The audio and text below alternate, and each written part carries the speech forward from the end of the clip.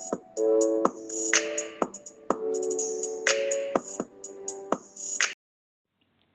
this lecture, we will continue with our OS series and will discuss about the time sharing operating system. It is one of the most simple operating system we have. इधर क्या होता है, हमारे पास fix time जिसे हम quantum कहते हैं वो हर एक टास्क को दिया जाता है.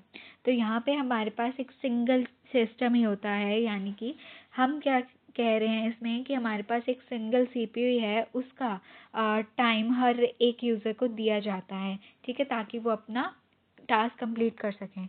अब इसमें इतनी जल्दी हमारा टास्क कंप्लीट होता है, कैसे होता है? कंटेक्स्ट स्विचिंग की मदद से. कंटेक्स्ट स्विचिंग क्या टर्म है? जब हमारा एक प्रोसेस रनिंग स्टेट से वो रेडी स्टेट में जा रहा हो, उसे कहते हैं हम कंटेक्स्ट स्विचिंग.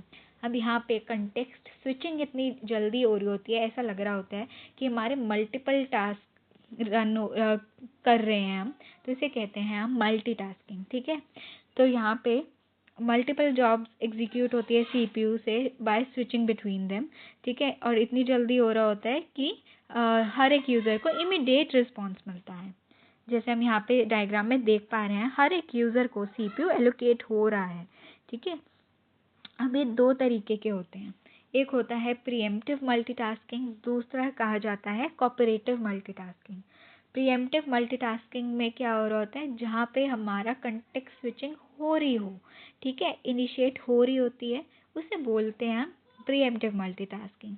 ठीक है, जहाँ पे रनिंग स्टेट से सीपीयू हमारा रेडी स्टेट में जाता है. ठीक है, सीपीयू किसी और टास्क को मिलता है, इसे बोलते हैं हम प्रीएम्प्टिव. अब ये किस पे बेस पे होता है? ये कुछ क्राइटेरियाज के बेस पे होता है. क्राइटेरियाज कैसे? Shortest job first, first come first serve, ये हम कुछ क्राइटेरियाज हैं जो कि आगे जाके हम मोर डिटेल में जानेंगे. ठीक है, अब कोऑपरेटिव मल्टीटास्किंग क्या होती है, जिसमें हम कॉन्टेक्स्ट स्विचिंग नहीं हो रही होती अनलेस एंड अनटिल कि हमारा जो खुद टास्क आइडल स्टेट में नहीं है, या वो वॉलंटरली दूसरे टास्क को सीपीयू ना दे. ठीक है, वो उसे कहते हैं हम कोऑपरेटिव.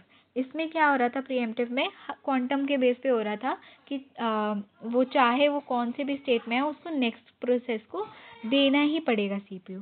बट कोऑपरेटिव में वो वॉलंटरली या आइडल जब तक नहीं होता खुद से, या वो खाली नहीं होता, वो तब तक दूसरे प्रोसेस को नहीं देगा सीपीयू. ठीक है, ये होता था. और ये बेसिकली क्यों बनाया गया है? ताकि इसका रिस्पॉन्स टाइम इंक्रीज हो सके सिस्टम का. ठीक है, कंटेक्स्ट स्विचिंग की मदद से. ठीक है, और सिस्टम पे लोड कम पड़े. इसके एडवांटेजेस क्या रहते हैं कि हर एक टास्क को इक्वल अपॉर्चुनिटी मिल जाती है, सीपीयू का जो आइडल टाइम है वो कम हो जाता है.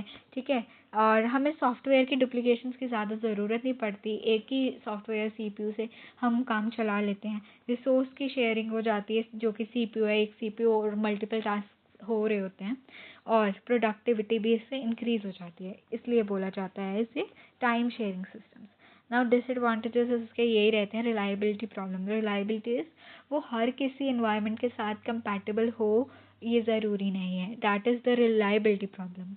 नेक्स्ट वी हैव इज़ कि हमें सिक्योरिटी और इंटीग्रिटी की भी यहाँ पे ध्यान रखना पड़ता है. यानी कि हमारे डाटा प्रोटेक्शन, अब क्योंकि हम शेयर कर रहे हैं मल्टीपल सिस्टम्स के साथ, यहाँ टास्क मल्टीपल रन हो रहे हैं, तो उसमें डाटा इंटीग्रिटी की भी प्रॉब्लम आ सकती है. देन डाटा कम्युनिकेशन प्रॉब्लम, यानी कि हम हर एक सीपीयू मल्टीपल यूज़र्स के साथ, सिस्टम्स के साथ कम्युनिकेट कर रहा है, उसमें भी कुछ इंटरफेरेंस हो गए तो वो पूरा नेटवर्क डिस्टर्ब कर सकता है. तो इसलिए ये डाटा कम्युनिकेशन की प्रॉब्लम भी अगर इसमें हो सकती है. So that was the time sharing system we have discussed. So that was all. Please like and subscribe if you like it, and share in your groups. Thank you.